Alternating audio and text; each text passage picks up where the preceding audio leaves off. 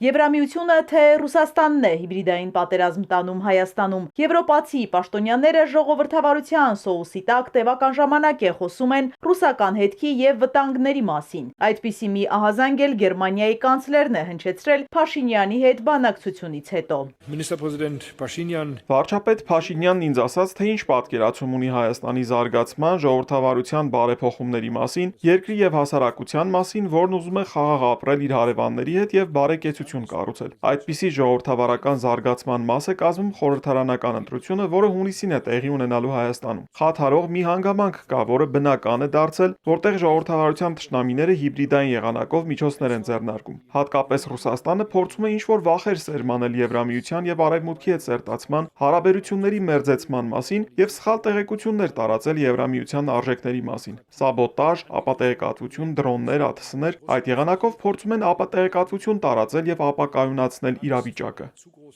Միջազգայնագետն այսպիսի հայտարարությունները պայմանավորում է եվրոպացիների մտահոգություններով։ Նրանք ըստ Գրիգոր Բալասանյանի չեն ցանկանում, որ տարածաշրջանում իրավիճակը փոխվի, իսկ փափուկ ուժի կիրառումն ու հիբրիդային պատերազմը ռուսական ձեռագիր չեն։ Մերցը իր այս հայտարարությամբ եւս մեկ անգամ ցույց է տալիս, թե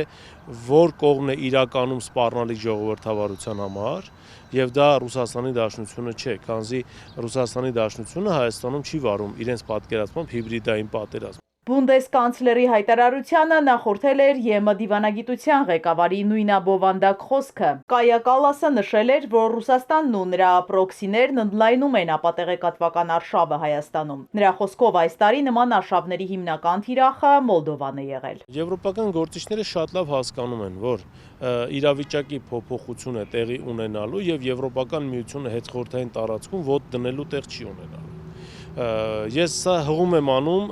նույն Միացյալ Նահանգների ազգային անվտանգության ռազմավարությանը նոր, որտեղ հստակ նշվում է, որ Եվրասիայում հարցեր առանց Ռուսաստանի չեն լուծվելու։ Հիմա իրենք հասկանում են, որ ինչպես Ուկրաինայում իրենք այլևս որոշիչ չեն, այնպես էլ աստիճանաբար որոշիչ չեն դառնալու Հարավային Կովկասում եւ հետխորհրդային մյուս տարածքում, Մոլդովայում նաեւ մենք այդտեղ հետո կտեսնենք իրադարձությունների զարգացում։ Ինչ վախերի մասին է խոսում Մերցը, որոնք ըստ նրա Մոսկվան փորձում է սերմանել մեր երկրում եւ ինչու է Եվրոպան ակտիվացել նախընտրական շրջանում։ Հիմիկվանից իրանք սկսել են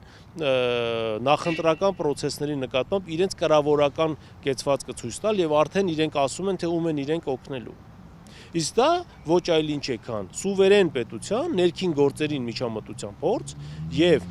ընտրողների իրավունքի եւ ընտրողների ընտրական իրավունքի վրա բռնանալու փորձ։ Որքան խորանում են Հայաստան-Եվրամիություն հարաբերությունները, այդքան սաստկանում է Ադրբեջանի հռետորաբանությունը։ Միջազգայնագետի խոսքով եվրոպացիները նախ պետք է սրա վրա ուշադրություն սևեռեն։ Մենք չենք լսում ԵՄ-ի կողմից Բաքվի հասցեին գետ մեկ քննադատություն։ Մենք չենք լսում ԵՄ-ի կողմից Բաքվի հասցեին հարցադրումներ, թե ինչով են ձեզ խանգարում ԵՄ դիտորդները։ Պարոն Մերցը չպատասխանեց այդպես էլ այդ հարցին։ Հիմա Եվրոպական միության դիտորդական առաքելություն եւ Տիկին Կալասը իհարկե։ Հիմա ինքը ունի իրավասություն Հայաստանին տեղեկություն տրամադրելու, թե դեռ շարունակելու է այդ լռությունը պահպանել միայն տեղեկատվություն տրամադրելով Ադրբեջանին։ Այդ դեպքում մենք այդ Եվրոմիությանի հետ ուր ենք գնում։ Հայ-ադրբեջանական սահմանին եվրոպացի դիտորդների ներկայությունը Բաքուն իր դեմ քարոզչական գործիք է համարում։ Այդ մասին եւս մեկ անգամ բարձրաձայնել է արտգործնախարարության հայտարարության մեջ։ Կոշտ քննադատելով դեկտեմբերի 2-ին Բրյուսելում ստորագրված Հայաստան-Եվրամիություն փաստաթուղթը, կարծում եմ, որ այն հակասում է խաղաղության օրակարգին։ Երևանից ու Բրյուսելից էլ ակնկալում են, որ տեքստից հեռացնեն իրենց դուր չեկած դրույթները։ Թող Բրյուսելը արձագանքի, Բրյուսելը դա բացատրություն։ Եթե ինքը այդքան շահագրգռված է Հայաստանով եւ այդքան շահագրգռված է Հարավային Կովկասով։ Այլ ոչ թե այսպես դիրք ընդունի եւ